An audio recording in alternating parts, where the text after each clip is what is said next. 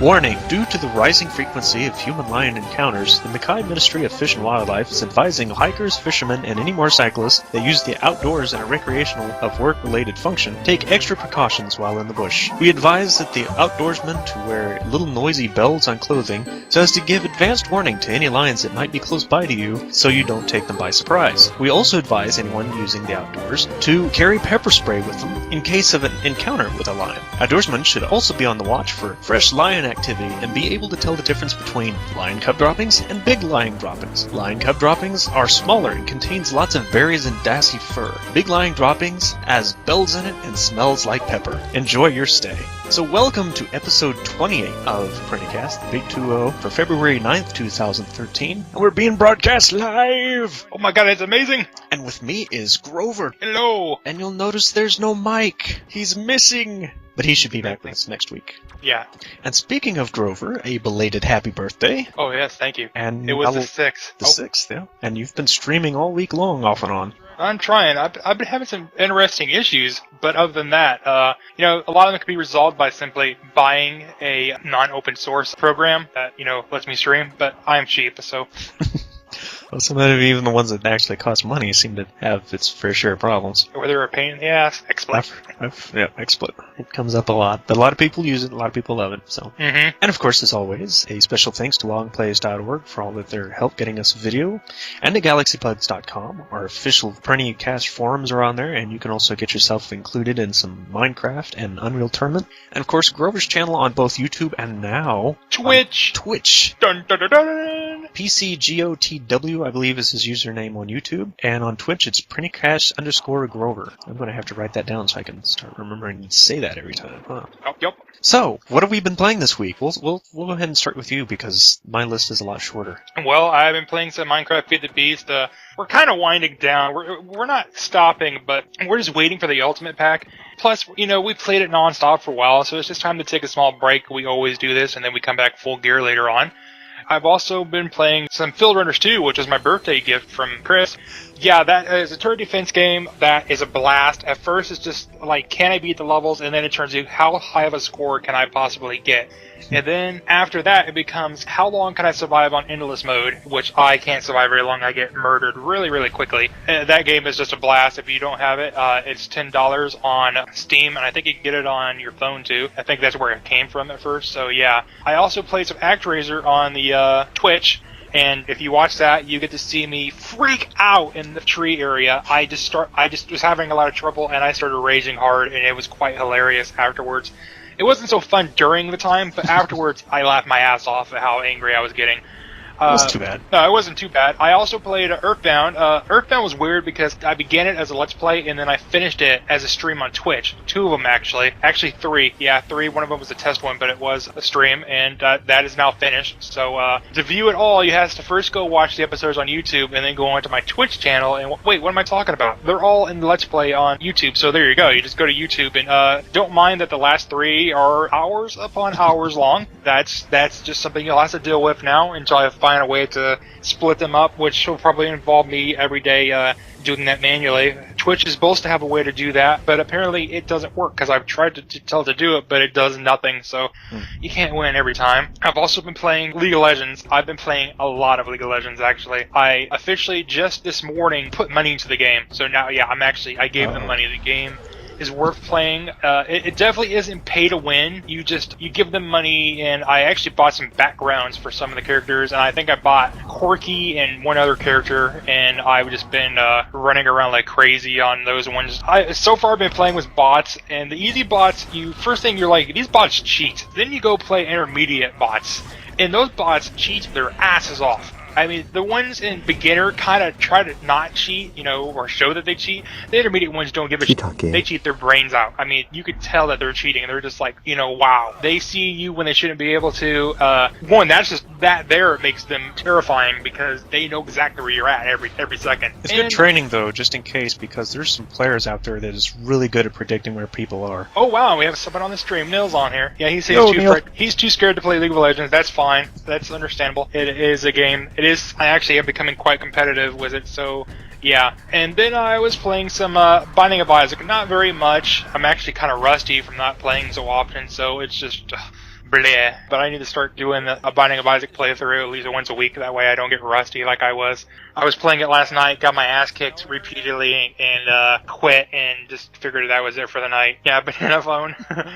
If you're wondering what I'm talking about, if you're watching this on YouTube, we are streaming right now. I'm watching people in the chat, so that's why you hear me talking. I don't know how we're going to get that in. I don't know how we're going to work that out. Some of it will get edited, some of it won't. Yep, some of it will, some of it won't. But, that's all my games for the week. And my short list, Minecraft City Work. I've been working mostly on that castle that I mentioned last week. It's just about done in its outer form.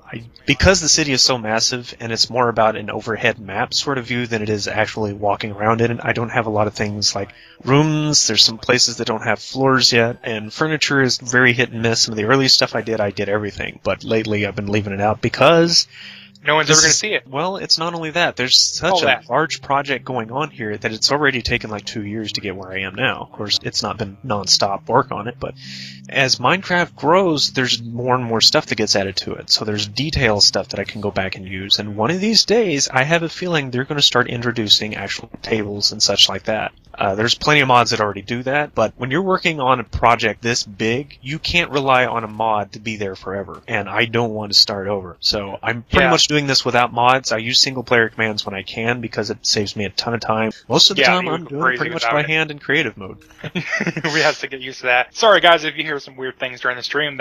We're doing it live for the first time, so we have no clue what the hell we're doing, kinda. That, and I'm a little concerned about my internet quality, but I have the video on pause. I'm just in the chat, so I should be okay. Yeah, I have it on pause too. Well, I could see it on the other screen, but that's just making sure that it's still running. Yeah, but I've also been playing some more Machinarium. I don't know where I'm at in the game because it's so different from the demo free-to-play version that they had back in the day. There's a lot of these puzzles I hadn't had to deal with, and some of them are kind of making me scratch my head as where I'm supposed to get the clues to these, but I managed through them. I bought Street Fighter Cross Tekken, the complete edition that came out over the weekend that was basically like 50% off and came with pretty much everything, all of the extra costumes, all the new characters. Finally came out on the PC version. I would have rather had the PlayStation 3 because of the 4 extra special characters that are on that version, but I'm not sure when or if I'll ever have a PS3, and by that time, will I be able to still get the DLC properly for it? Were you playing that last night? Yeah. That's what I thought when we were doing our test. I swore I heard you playing Street Fighter. I was like... Yeah, that's the one you were talking about that sounded like Dragon Ball Z. Yeah, because one of the characters sounds just like Krillin, and you told me that the voice actor is the same person, and I was like, oh. Well, no, I said that Kyle Hebert, which I'm pretty sure is in Dragon Ball, plays as Ryu. Oh, okay. But I was playing as... I think that was Blanca you were hearing, I'm not sure. And I don't remember Blanca? who voice acts as him. But it may have been somebody I was fighting against, like Zangief or somebody. That's never what I imagined Blanca to sound like. Probably wasn't him if you thought it was Krillin. Oh, yeah. And lastly is an old PS2 kind of fighting game. It's more like the arena-style fighters of Power Stone and Rave Master and those kinds, and Ninja Turtles Mutant Melee. And it's one of those fighting games that I hadn't quite gotten yet, so I finally got myself a copy of it, playing around a little bit. What's it for? PS2, GameCube, and original Xbox. Didn't even know they made Ninja Turtle games still. Mm-hmm. Yeah, there's been quite a few of them, but most of them have been of varying quality. This one included. Its hit detection is kind of wonky, and the AI likes to spam on the block button until that brief second that they can somehow manage to get an attack off before you do, so it's a bit frustrating. Filthy AIs, yeah, I know exactly what you're talking about. And the throw command only works about 10% of the time, and when you have stages where you're supposed to throw characters off the sides in order to win, that's kind of a pain. Yeah. But yeah, those 4 is pretty much all I've been playing this week. Oh, wow, not very much. Not too bad, though. But I never did get back to Infinite Undiscovery or Enchanted Arms or pretty much anything on the Xbox. Yeah, no doubt. I got so many games on my list, I just don't even know what to do. I'm like 130 on Steam. Well, of course, some of them I can't play, like Fallout and stuff. They're so whacked out. Now, most of the rest of the Ninja Turtles games are like that. They're more like the old arcade versions. Unlike the Nintendo version that was out. Mm-hmm. That version... so hard. It's been a while since I played the third one. Yeah, that one's actually pretty hard too. I was thinking of the first one. I'm not sure I've ever beat the third one. The third one, I could never beat the side-scrolling ones. I get my ass beat in those kind of games. I think Final Fight was the only one of those games that I actually played and got good with. I was a bit of a fanatic for those beat-em-ups. And I think it largely started with Double Dragon, but Streets of Rage and Streets of Rage 2 is what really cemented it. I went around finding every last one of them that I could there for a while. It was kind of the early version of what fighting games turn into for me, I think. In all honesty, I never played the Double Dragon games. You're not missing so much now. Some of the newer ones are better, but yeah, I think I might play it on. Not aged too well. Yeah, I'll probably play it on Twitch at some point. That way I can get myself nostalgia. Mm-hmm. Remember when I got my ass kicked in Double Dragon on Twitch? But boy, that was a tangent for a Game of the Week thing, or games that we played this week, rather. Yeah, that was a really long one, but that's fine. We got all the time in the world, because after we're done with talking about everything, I still have, to stream till 8. So... Well, not only that, we're missing a person, so that's that many more comments that aren't getting in here. Yeah. So I guess on to game news. Game news. And I forgot to report this last week. I do not know why I missed it. It's actually very important, considering what else is going on in the video game industry right now, which actually ties to another story later. But Valve's gotten themselves into the unexpected problem of being sued. The Federation of German Consumer Organizations, or VZBV, is suing them, saying that users should be able to resell their games as if they were discs or carts offline, bringing up the very issue that many companies are wanting to see buried at the moment. So it will be very interesting to see how this turns out, but I have a feeling that Valve's going to pretty much have this one in the bag. Yeah, they're gonna get their ass kicked. Because how do you sell something that's virtual? And that's the problem. Yeah, we'll get into that conversation more in a second because there's more where that came from. Some brief other news first. For example, the Final Fantasy games on PSN are 50% off for the next 2 weeks, pretty much this past week and the next week, I guess, in celebration of Final Fantasy's 25th anniversary. It seems like they were mostly PSP games and some PS1 games, but they were re-releases of the original Final Fantasy series, so there might be something in there for people that have PlayStation 3s or PSPs or Vitas that can hop on and save them some money and get some old school Final Fantasy. And J.J. Abrams, this is the same guy that's now running Star Trek and Star Wars as director for both series, walked on stage with Gabe Newell from Valve at the DICE Summit, where they were talking about how stories are developed and the differences between movie and game story techniques and arcs and all that type of stuff. And they mentioned they were very interested in doing a project together. Largely a game in particular, but there's a lot of consensus that there could be a potential Portal or Half-Life movie down the road if this works out. Oh, that'd be crazy. And speaking of movies, Paul Walker of Fast and Furious series is set to star in a reboot of the Hitman series. On the big screen, of course. I don't see this an improvement of Oliphant, who played him in the last movie, but I'm sure they know what they're doing, right? Not a big fan of Paul Walker, but I guess he can pull it off. I mean, yeah, the movie industry always knows what they're doing. I mean, just look at their piracy control. It's just doing fantastic. And Dragon Ball Evolution. And the Ouya will soon sell at GameStop, Best Buy, and Target in stores for $100 when it finally releases officially. We're not sure of what that particular date is because they want to make sure they have enough market to send out to everybody, and they want to make sure that they've filled all of the orders that came out of the Kickstarter program. They got them where they are today. And I guess I should speak on this whole thing about the unnamed sources that told Edge that the system... Oops, I forgot to mention that it was the Xbox 720. Said that the Xbox 720 will function very similar to Steam in that it will need a constant broadband internet connection to even function, and will use an activation system that will make the 50 gigabyte disc games worthless in the resale market, as the game will be locked down to either a user account or even a Wii style to the console itself. It was bad news all around. Because of this news, GameStop shares took another 6% dive after I think there's probably up to about 13% now since Christmas of stock drop. Most of the folks with any sense in and out of the gaming market, as well as other business analysts, are pretty much agreeing that blocking used games is a horrible idea and is actually encouraging the pirate market even more. Yeah, I simply will not buy any system that's like that. I will refuse flat out. Now, if they do something that is completely online, like we were just talking about Steam, they at least have the excuse of not having that resell ability there. But if you're still buying a disc, I don't know. That seems wrong to me. But Sony and Microsoft, neither one has made any official statements about it, but considering how many game development expos and stuff are coming up over the next few months, there's expected to be a lot of announcements. Were you saying something? I'm trying not to use my earphones because you can hear yourself through them apparently, so I don't always catch what you're saying when you come out of my mouth. But speakers, that's what they're called. You can't hear me sometimes? When I'm talking, though. Oh. And it should also be noted that all three, Nintendo included, have listed some hard failure in the meeting of the numbers that they wanted for their system sales over the holiday season, despite some impressive numbers from what we heard, and even listed on the cast back after Black Friday alone. That was some good sales back then. The fancy pants iPad-style devices of today have definitely saw them eating away at the handheld profits, so there's probably a big portion of their losses. Though many may argue that the 3DS and the Vita were also too similar to their counterparts, the DS and the PSP. So, if the games aren't looking that much better and the technology hasn't improved all that much, then why pay another $100, $200, $300 for a new system? Exactly. Especially when your $200, $300 phone can do about the same thing, just different games. We're actually starting to have this system congestion where there's just so many systems, and now we got the new systems coming out too, like that Kickstarter system, and oversaturation for systems. It's kind of scary because that's kind of what happened in 1983. In a way, yes. Yeah. I think 3 is a pretty good number. Yeah. But we're getting into that time period of, actually, or beyond that time period, of the transition into a different system cycle. Yeah. So that's kind of come to be expected, but just like last time, is the advancements in this particular era going to be enough for people to want to pay another $500 for the next great thing? Yeah, because we got that Kickstarter system, then we got the Steam box too, so that's 5 systems. And that may not be the end of it either. I was talking last night, and I was saying that it almost seems that one of the systems might die from this because that's too many. I can't afford 5 systems. Oh, there's been a pretty good threat on Nintendo. Despite how well the Wii did, they've lost a lot of money since there's been a lot of people, even within their own company, suggesting that they start doing what Sega did and just produce games instead of the system. That's not a bad idea, actually. But Nintendo is kind of a stubborn group. Yes, they're as stubborn as Sega. Probably till the end. Their system is kind of outdated the way they're thinking, but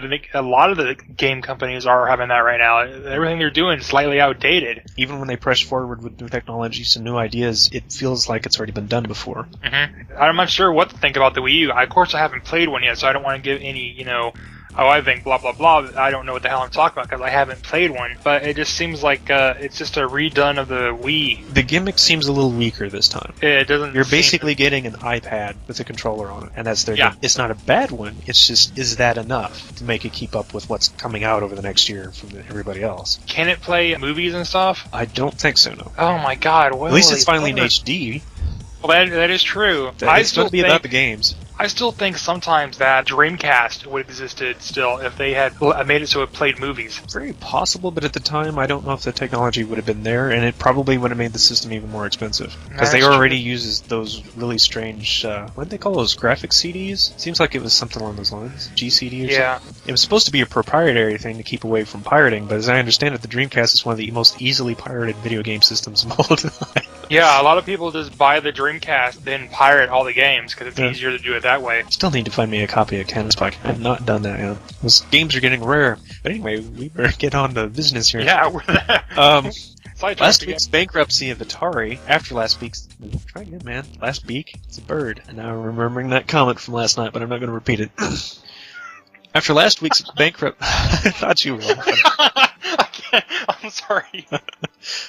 After last week's bankruptcy of Atari, they have secured $2 million in financing with another $3 million possibly down the pipeline in order to help their franchise and focus into the mobile and digital download worlds. They've also hired the company Perella Weinberg Partners to help them achieve just this with their newfound funding. Interesting. So they're staying alive despite the bankruptcy all around them. And ironically, Disney announced that despite the lack of sales behind Epic Mickey 2, the closing down of its creator Junction Point, and several other layoffs in their game development companies, they've apparently posted a $9 million revenue as opposed to last year's $28 million in loss. This spells great news for Disney's new Infinity project, as the extra funding will be useful for it.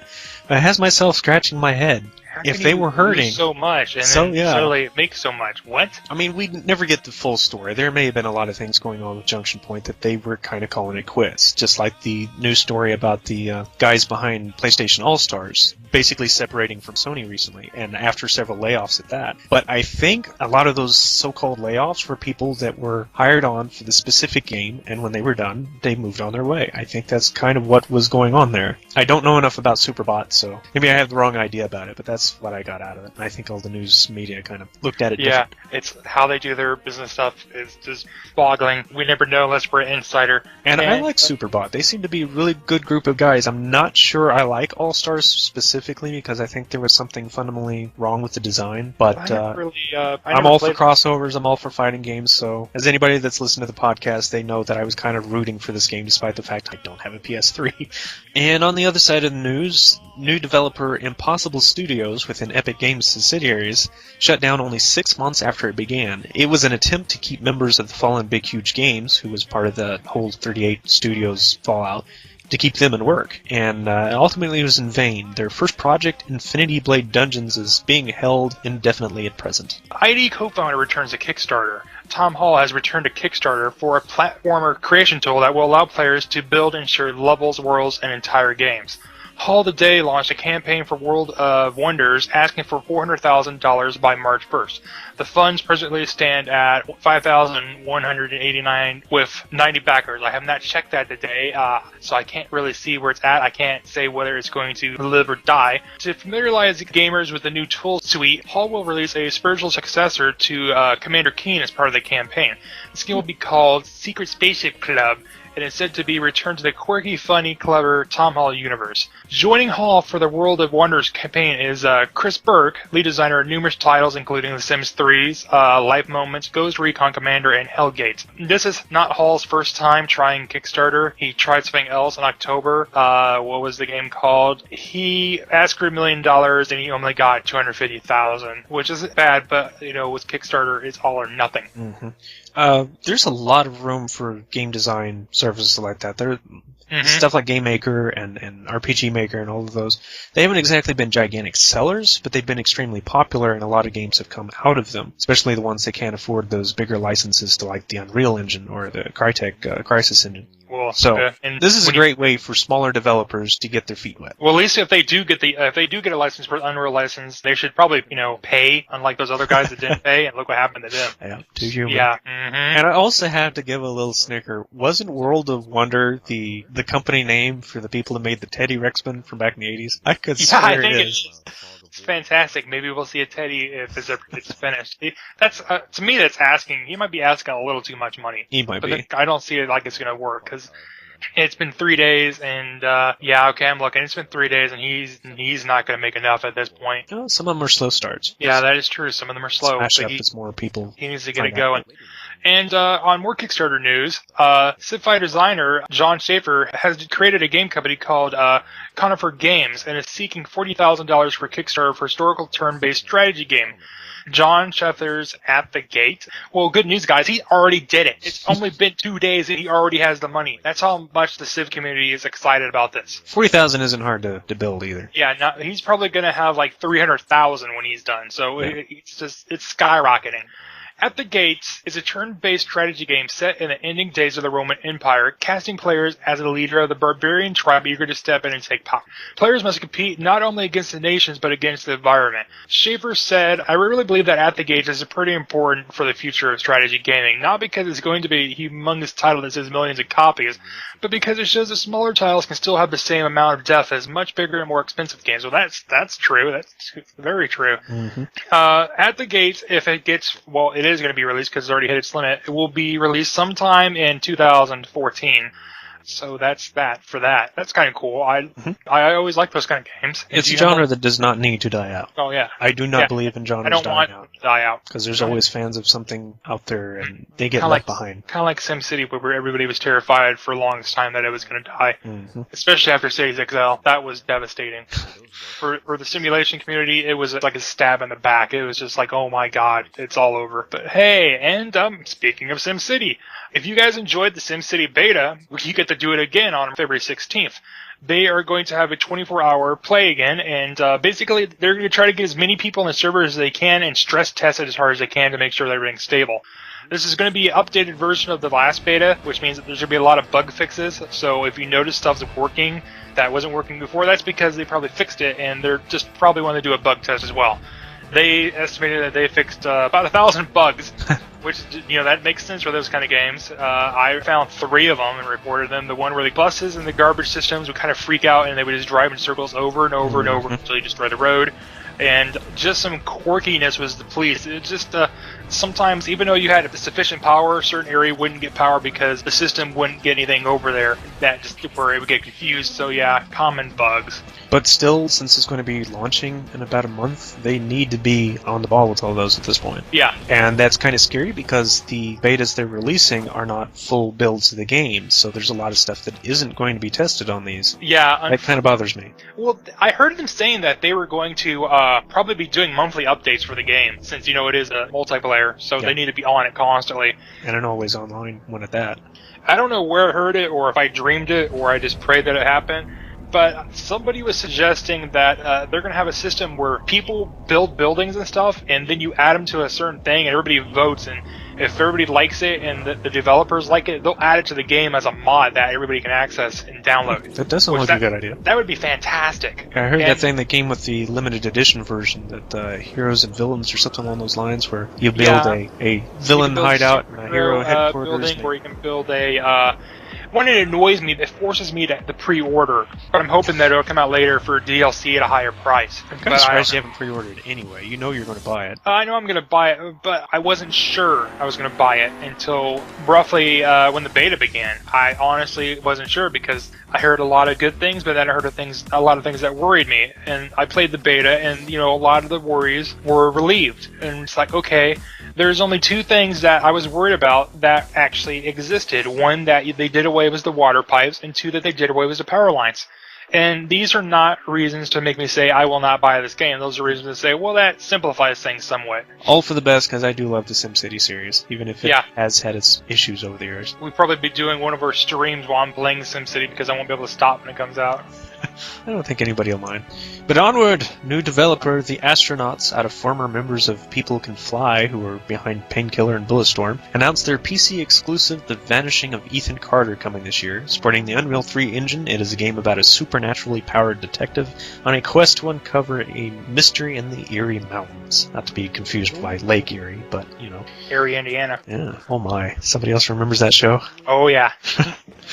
Minecraft Snapshot 13W06 is all about bug fixes and a lighting optimization, so there's not a whole lot to actually mention here this time. There is a new addition, however, that makes the clouds have a transparency when you're above them, so that should help out some people. Because I know a lot of people just plain out turn them off anymore when they're building high structures. Yeah, I do. They annoy me greatly. I would also like to see something where the clouds will actually shift around a structure so that you're not getting that mist through a building anymore. That would be kind of nice. Yeah, that was really annoying. I'd like to just see some maybe fog. Fog is a weather sometimes, where just fog comes in and really lowers your vision. And you wouldn't think it would be too hard to use, but then again, they're using a different kind of engine than most games typically do. Yeah, it's almost like they'd have to redo the whole engine, and I don't think they'd ever want to do that. Because I'm picturing that they'd almost have to use some sort of particle effect for it.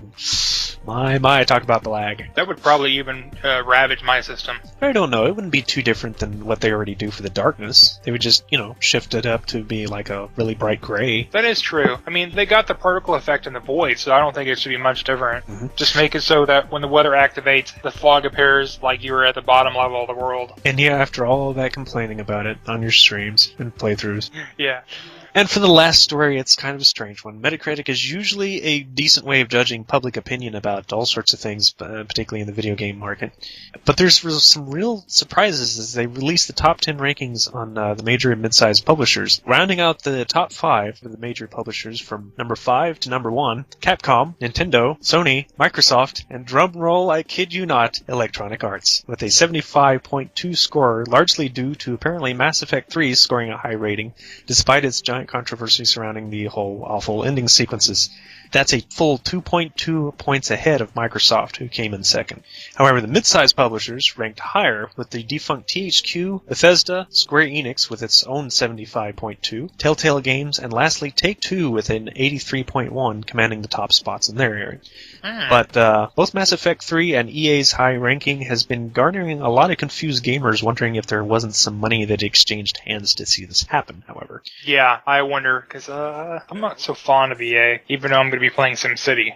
I think their image has kind of been a little better off in recent months, but I don't know. I don't know what's up with that. They won the Worst Company of the Year award for consumers, even though I don't really hold much weight for that site. But it was still an internet vote, so yeah, which is supposedly how Metacritic gets their votes. So I don't know. A lot of people voting for them, I suppose. Or using spam accounts.